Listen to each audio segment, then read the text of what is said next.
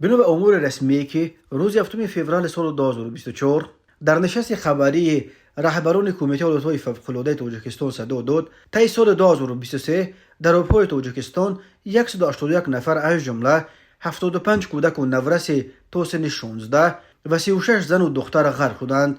همچنین در یک سال آخر در تاجیکستان 51 نفر بر اثر آفت‌های طبیعی جان خود را از دست دادند. بنا به آمار کمیته حالتهای فوق‌العاده سال گذشته هنگام آبوزی در دریا و کوههای تاجیکستان 181 نفر غرق شدند که این نظر به 160 غرق شده سال 2022 بیشتر است. از 181 نفری که سال 2023 غرق شدند 56 نفر در ولایت سوخت، 56 نفر در ولایت ختلان، 20 نفر در حدود ولایت مختار کوهستان بدخشان، 14 نفر در شهر دوشنبه و 35 نفر در ناحیه‌های تابع جمهوری هلاک شدند.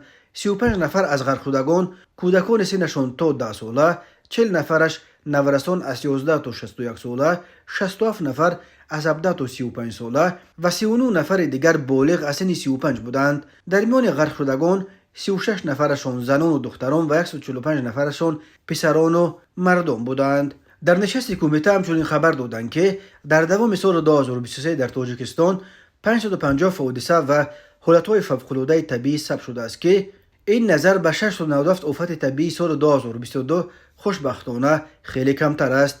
سال گذشته در جمهوری از جمله 335 حالت لغزش ترمه، 79 سیل، 47 زمین لرزه، 26 حالت ریزش سنگ در راهها، 22 یرچ، 17 حادثه بلند شدن سطح آب دریا و کانال ها، 10 مورد شمال سخت و 12 مورد باران‌های شدید ثبت شده است. 48 حادثه به اقتصاد جمهوری و به اهالی ضرر رسانیده. در 12 آفت طبیعی 51 نفر به هلاکت رسیدند.